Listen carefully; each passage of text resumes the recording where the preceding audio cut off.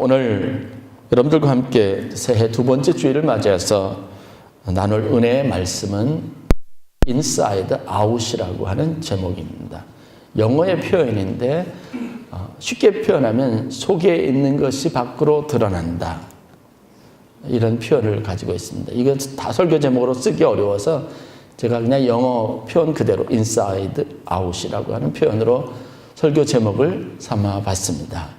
제목에 대한 아이디어는 여러분들 혹시 보신 분이 있겠지만 미국의 픽사라고 하는 애니메이션 전문 영화사에서 제작한 영화 인사이드 아웃이라고 하는 그 영화 내용들을 모티브로 했습니다. 라일리라고 하는 11살 소녀가 등장하는데 그 라일리의 감정을 만들어내는 이제 라이 안에 있는 5가지 감정이 의인화했습니다.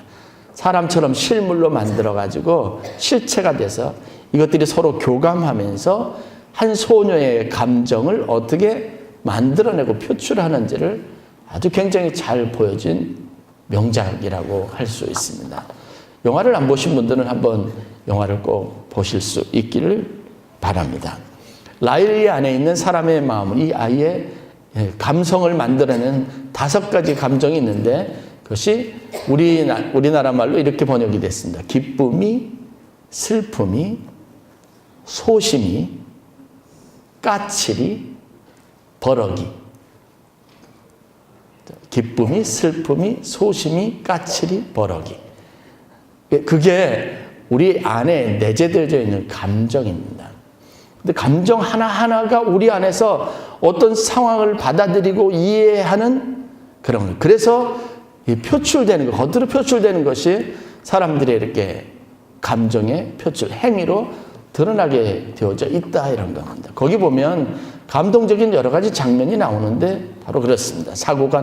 라일리가 사고가 나서 이 감정 5가지 감정 중에서 기쁨이와 슬픔이가 바깥으로 그냥 나가버리고 말았어요. 기쁨과 슬픔이라고 하는 이 주된 감정이 빠지고 나니까 이 라일리라고 하는 소녀의 삶에 우울함이 가시잖아요. 사실 보면 기쁨이라고 하는 것만 긍정적인 감정이고 나머지 4개는 슬픔이, 소심이, 까칠이, 버럭이는 다 부정적인 감정입니다. 이 기쁨이와 슬픔이 서로 바깥으로 나와서 이 소녀의 바깥에 이제 감정으로 표출이 되어서 나와서 다시 안으로 라일리라고 하는 소녀 안으로 들어가려고 하는데 서로 경쟁하고 다툽니다. 기쁨이는 이런 생각을 갖습니다. 슬픔이라고 하는 감정은 부정적이니까 그것은 너는 영원히 바깥에 있고 들어가지 않는 게 유익하다라는 생각을 갖는 거예요. 그런데 나중에 일정한 시간이 지나면서 기쁨이라고 하는 것은 슬픔이라고 하는 감정의 또 다른 표현이라는 걸 알아요. 이 둘은 서로 뗄 수 없는 중요한 감정적 요인이라는 걸 서로가 발견하는 겁니다.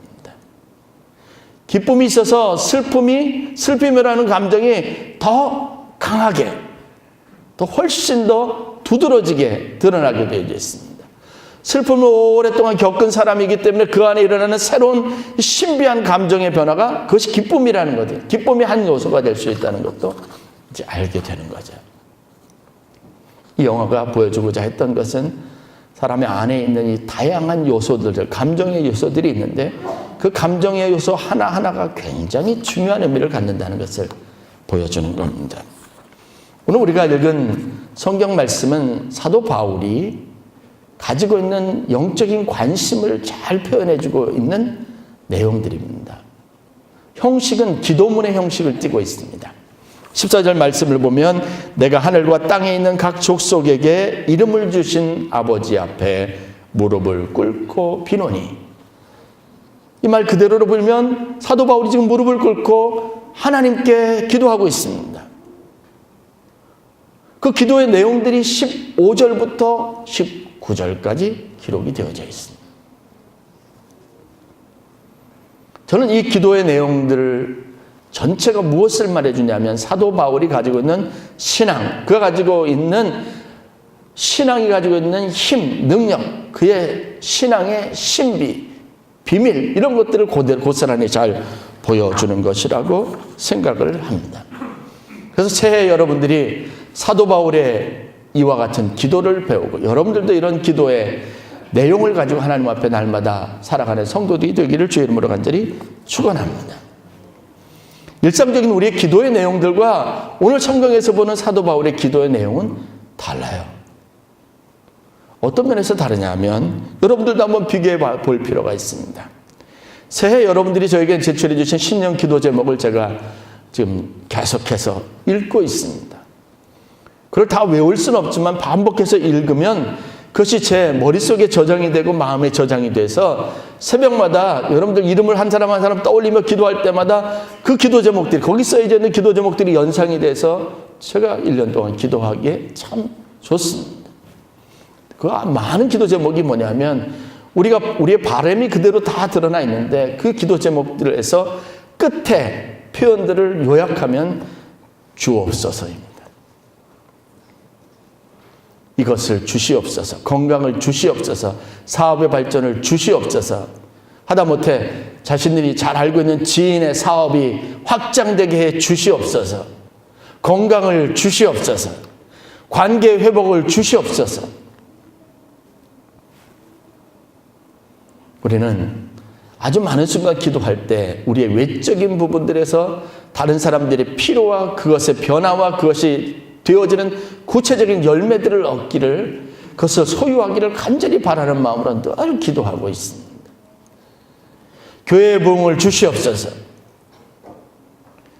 이것은 우리 신앙의 표현이죠. 우리 노력은 되지 않고 하나님이 주셔야만 가능하다고 하는 우리의 마음의 표현이기도 하지만 기도의 상당 많은 부분들이 전부 다 외적인 것에서 내가 해야 할 일, 나의 영적인 문제, 내 속사람의 문제, 내 신앙에 대한 관심이 너무 구체적으로 표현되어지지 않다는 문제점들을 가지고 있습니다. 하나님 봉사할 수 있는 힘을 주시옵소서, 내게 그러한 일들을 잘할 수 있는 지혜를 주시옵소서. 그것을 구하기보다 사실은 하나님이 내 안에 성령으로 충만하기를 위해서 기도하는 것이 훨씬 유익하다고 하는 것을 오늘 여러분들이 깨달을 수 있기를 간절히 축원합니다.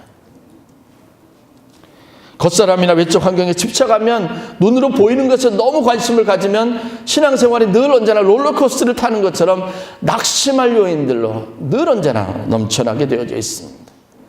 하루의 평안과 기쁨도 담보할 수 없고 보장할 수 없습니다. 우리 언짢은 감정들은 늘 언제나 우리를 괴롭힐 겁니다. 예배의 은혜를 충만하게 받고 나가다가도 거슬리는 말투 하나에, 사람들의 표정 하나에, 심지어는 물건이 하나 어질러져 있는 것을 보는 우리의 시선에 의해서도 우리 안에 있는 이 기쁨이라는 것이 쉽게 빼앗겨질 수 있을 만큼 취약한 것이라는 것을 여러분은 알 겁니다. 그러므로 여러분, 우리가 강화해야 될 것은 겉으로 보이는 것, 드러나는 것이 아니라 속사람, 내면에 관한 것임을 여러분들이 깨달을 수 있기를 간절히 축원합니다. 내 영혼을 위해서, 믿음을 위해서 기도하시기를 간절히 축원합니다. 바울은 이처럼 그가 가지고 있는 신앙생활에 있어서 그가 세상을 이기는 삶을 살기 위해서 선택한 것이 무엇이냐면 그의 속사람을 새롭게 하는 것이었습니다. 바울의 기도의 대부분은 무엇과 관련되어져 있냐면 구체적인 문제들과 사례에 관련된 것이 아니라 성령의 충만하신 역사면 모든 것이 가능하다고 하는 그런 성령 충만에 대한 간절한 열망이 그에게 있었습니다. 이것이 바로 신앙의 신비입니다. 사람이 힘이 있고 능력이 있다고 해서 주님의 일을 잘하는 것은 아니더라고요. 사회적으로 저명하고 좋은 지도력을 발휘하는 위치에서 그 영향력을 가지고 있는 사람이라고 교회에서 똑같이 들어와서 그 일을 할 수 있는 건 아닙니다. 다른 사람보다 좀 더 쉬울 수는 있습니다. 그러나 여러분, 지속적이지는 않습니다. 그러나 아무리 약하고 아무리 다른 사람에 비해서 비교적 능력이 떨어지는 사람이라 할지라도 하나님이 주신 은혜가 그 안에 있으면, 성령으로 충만하게 되면 훨씬 더 많은 일에 자원하고 훨씬 더 많은 일에 기쁨을 가지고 헌신적으로 일하고 봉사하는 것이 바로 신앙생활의 원리입니다. 여러분, 삼손의 힘의 근원이 어디 있다고 여기십니까? 많은 사람들은 삼손의 힘의 근원은 머리카락이다, 이렇게 생각을 합니다. 성경은 그런 식으로 내용을 전개해 가서 나실인으로서 하나님께서 그에게 금하신 것 중에 머리에 삭도를 대지 말라고 하는 표현, 그리고 그가 결국은 나중에 머리가 잘려서 힘을 잃은 것이라고 하는 이 일련의 사건의 이야기의 전개 과정을 통해서 많은 사람들이 삼손이 가지고 있는 실질적인 힘은 그의 머리카락에서 나온다라고 잘못 이해하게 되어졌습니다. 그러나 여러분, 성경을 자세히 보면 그의 힘의 근원은 머리카락이 아니었습니다. 그가 머리카락을 잘린 것 때문에, 그가 힘을 잃었던 것은 그 안에 하나님을 잃어버렸기 때문에 그렇습니다. 하나님 주신 모든 능력으로 충만하고 그걸 믿는 믿음 안에서 자신감이 있었던 것, 이제는 죄책감이 그 안에 들어와서 나실인의 서약을 지키지 못했다고 하는 그 죄책감이 그의 마음을 가득 채워서 그는 아무것도 할 수 없는 불쌍한 처지에 놓이게 된 겁니다. 삼손의 이야기 끝에 보면 삼손은 머리카락이 잘렸습니다. 그리고 그의 두 손이 다 꽁꽁 묶였습니다. 기둥에 묶여졌습니다. 완전히 무기력화된 겁니다. 무장해제된 겁니다. 그런데 여러분, 성경은 그런 상황에서도 삼손이 힘을 내서 그 신전에 기둥이 되는 두 기둥을 무너뜨리고 그 신전에서 하나님을 조롱하고 삼손을 조롱했던 이방신을 섬기는 많은 사람들, 잔치를 베풀었던 많은 사람들에게 하나님의 심판이 이르게 했다는 것을 기록하고 있습니다. 그러면 머리가 잘려있고 손이 묶여져 있음에도 불구하고 삼손이 힘이 있었던 것은 그의 마음에 하나님의 도움을 구하는 간절한 열망이 있었기 때문이라는 것을 곧 알 수 있을 겁니다. 아무리 기름 부음 받은 주의 종이라도 그 마음에 죄책감이 가득하고 실패, 그것에 대한 두려움이 가득하고 믿음이 떠나 있으면 아무 능력도 행할 수 없다는 것이 우리가 성경에서 보는 교훈입니다. 예수님의 12 제자들이 예수님과 함께 있었습니다.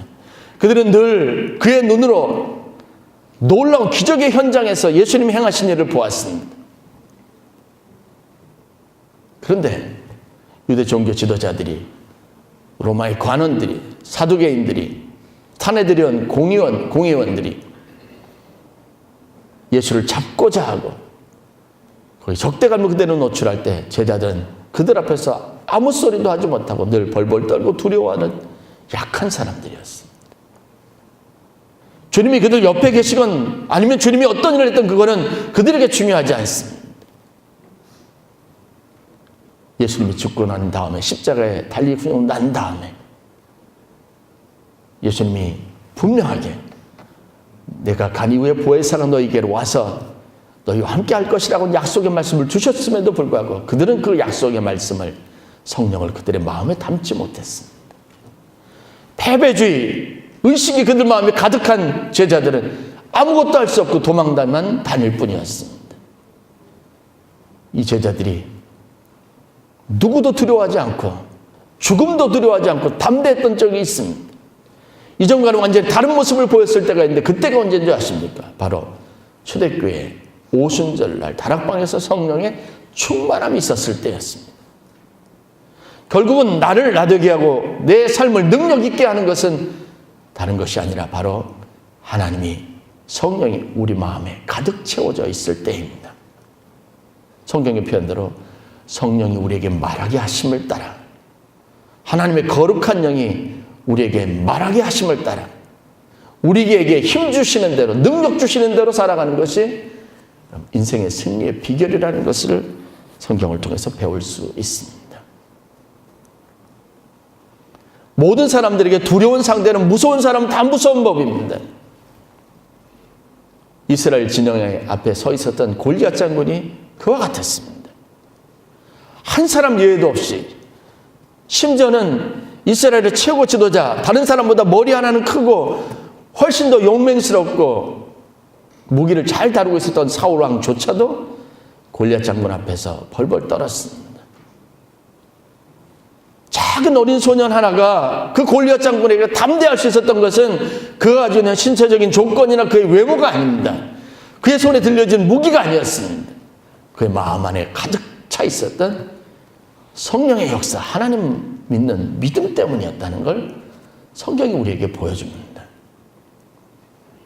그러므로 여러분, 어떤 문제가 있든 수없이 많은 우리가 풀어야 될 숙제와 같은 인생의 여러 가지 많은 과제들이 있든 그것 하나하나를 위해서 기도하는 것보다 오늘 우리 사도 바울이 우리에게 본을 보였던 기도의 내용처럼 속사람을 성령으로 강건하여 주시기 위해서 기도하는 비결을 배우실 수 있기를 주의 이름으로 간절히 축원합니다. 이 체험이, 이 마음이, 이 믿음이 우리 가운데 있으면 여러분 이길 수 있습니다. 어떠한 상황이라도 두렵지 않을 수 있습니다. 높은 산이나 거친 들이나 초막이나 궁궐이나 주님과 함께하는 그것이 하늘나라라고 하는 이 고백이 가지고 있는 진정한 의미대로 우리가 어느 곳에 있든 사망의 엄침한 골짜기를 거닐지라도 두려워하지 않을 믿음을 그것을 구하는 기도의 사람들이 되실 수 있기를 주의 이름으로 간절히 축원합니다. 사자굴에 던져져서도 사람이 만들 수 있는 그 어떤 열보다도 더 뜨거운 최악의 상황에서 가장 뜨거운 풀무 속에 던져질지 하더라도 그곳에서 불이 사르지 못할 그런 능력을 가진 사람이 누구였는지 아십니까? 그 안에 하나님으로 가득 채웠던 다니엘과 사드락과 메삭과 아벳느고입니다. 성경님 많은 이야기들로 가득 넘쳐납니다. 그것을 우리는 늘 날마다 일상적으로 가까이 보고 있습니다. 그러나 그것이 우리의 삶의 목표까지가 되지 않습니다. 우리가 뽑는 간절함이 되지 못합니다.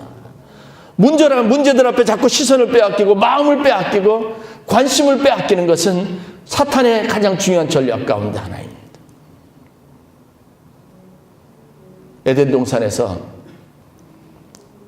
아담과 하와가 가졌던 관심, 생각의 전환이 바로 그겁니다. 그것이 그들 삶에 위기를 가져왔고 결국은 에덴 동산에 살 수 없는 그것으로부터 쫓겨나는 비참한 비극적인 결과를 가져왔다는 거예요. 무엇을 보았습니까? 사탄의 전략은요, 나무를 보게 했습니다. 그 이전까지 나무는 존재하는 겁니다. 그 나무는 하나님의 말씀 안에서 열매를 취하지 말아야 될 하나님의 금기된 품목이었습니다. 그러나 그 아름다움에 현혹되기 시작했을 때, 그것이 가치를 가질 때, 그것이 문제가 될 때, 시선을 빼앗겼을 때 그 안에 들어찬 게 뭔지 아십니까? 죄의식입니다.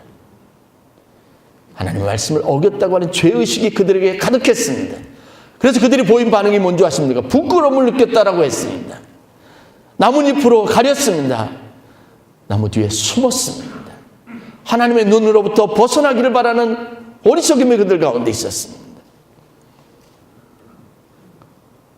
속사람을 무엇으로 채우냐 하는 것이 우리 신앙생활의 절대적인 영향력이 된다는 것을 깨닫는 은혜가 있기를 간절히 축원합니다.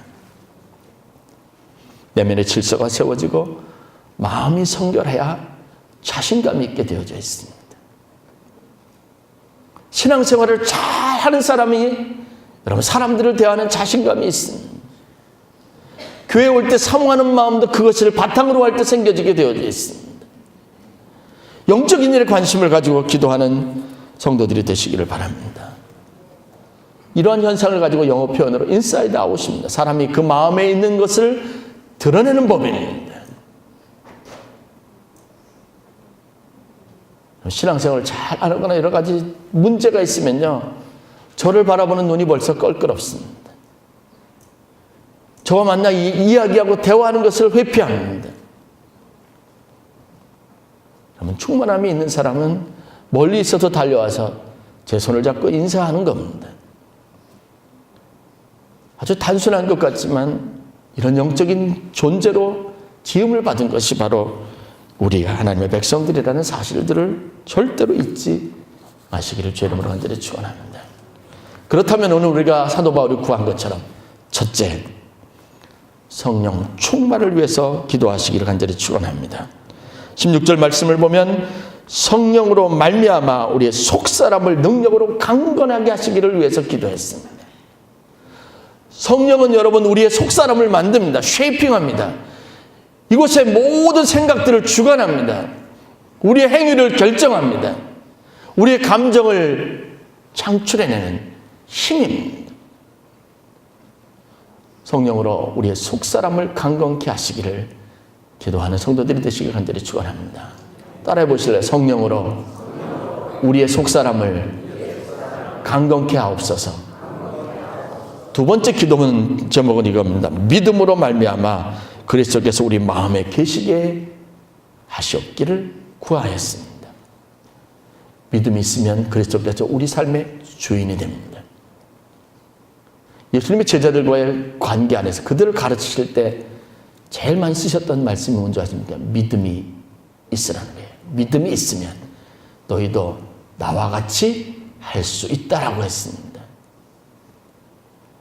예수님 변화산에서 내려왔을 때 예수님의 제자들이 어떤 부녀하고 만나가지고 쩔쩔매고 있는 겁니다. 문제가 하나 있는데 귀신 들린 아이가 있는데 이 귀신을 쫓아내지 못하는 거예요. 당황스러운 현상 앞에서 예수님이 다 나타났을 때 이 아버지가 예수님에게 달려와서 당신의 제자들에게 내 아이를 고쳐달라고 귀신을 쫓아내달라고 기도했는데 요청했는데 아무도 하지 못했습니다. 할 수 있거든 이 아이 예수님 귀신을 쫓아내주시고 병을 고쳐주옵소서 얘기했습니다. 그때 예수님 하신 말씀이 뭔지 아십니까? 할 수 있거든이 무슨 말이냐? 믿는 자에게는 능치 못할 일이 없다고 했습니다. 제자들 보면서 안타까워했습니다. 믿음 없는 세대여 내가 언제까지 더 참겠느냐라고 말씀하셨습니다. 예수님을 믿는 믿음이 있으면 그 믿음이 있으면 주님이 우리 삶에 와서 주인이 되고 그분이 하신 것처럼 우리들도 행할 수 있다는 이 사실을 성경이 우리에게 분명하게 말하고 있습니다. 예수 이름의 권세를 가지고 우리도 여러분 담대하게 가서 병든 사람이 있으면 그를 위하여 낫기를 기도할 수 있습니다. 예수님 없이 제자들이 둘씩 짝을 이어서 파송된 적이 있습니다. 그들이 가서 경험한 것이 뭔지 아십니까? 예수의 이름으로 그들이 그곳에서 병든 사람에게 안수했을 때 신비한 게 그 현장에 예수님이 없음에도 불구하고 이 이름의 권세를 따라서 믿음을 따라 병든 자가 병이 치료되는 역사가 있었습니다. 귀신이 쫓겨나는 것을 보았습니다. 너무 흥분되고 너무 감격스러워서 이 제자들이 돌아왔을 때 앞다투어서 자신에게 일어난 일들을 고하기 시작했습니다. 성경에서 보는 역사입니다. 이길 수 있는 이김, 그것은 바로 우리 믿음에 있습니다. 여러분이 손으로 삶으로 행할 수 있는 많은 역사들이 여러분의 믿음 안에 있습니다. 그 믿음은 무엇을 합니까? 그리스도 안에 우리가 거하게 하고 우리 안에 그리스도께서 거하게 하는 축복이 있습니다. 세 번째, 사랑 가운데서 터가 굳어지고 뿌리가 깊이 내려서 모든 하나님의 풍성한 것으로 충만하게 될 것이라고 말씀하고 있습니다. 그러면 주님의 사랑으로 사랑하는 성도들이 될 수 있기를 주의 이름으로 간절히 축원합니다.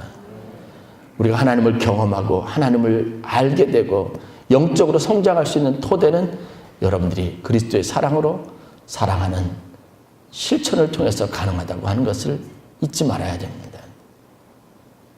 예수님의 사랑으로 사랑하시기를 바랍니다. 사랑을 실천하시기를 바랍니다. 이것 안에서만 여러분들이 성장할 수 있다는 것을 우리가 깨달을 수 있습니다. 오늘 바울의 기도처럼 첫 번째는 성령으로 우리 속사람이 능력으로 강건하게 되기를, 믿음으로 그리스도께서 우리 안에 거하시기를, 사랑으로 우리 삶의 터가 더 깊어지고 뿌리가 더 강건하게 굳건하게 설 수 있는 삶이 되도록 기도하실 수 있기를 주의 이름으로 간절히 축원합니다. 여러분의 맨 처음 기도는 무엇을 구하든지 하나님 내게 성령으로 충만하게 해서 내 속사람을 능력 있게 강건하게 하여 주옵소서. 내게 믿음을 주셔서 그리스도께서 내 안에 역사하셔서 주께서 하셨던 그 일을 나도 할 수 있게 하여 주옵소서. 내게 사랑의 영을 부어주셔서 이 사랑으로 하나님을 더 깊이 알고 하나님 말씀을 더 깊이 깨닫고 믿음 안에서 더 굳건하게 서는 우리의 삶이 될 수 있도록 역사하여 주옵소서. 기도하시는 성도들이 될 수 있기를 간절히 축원합니다. 기도하겠습니다.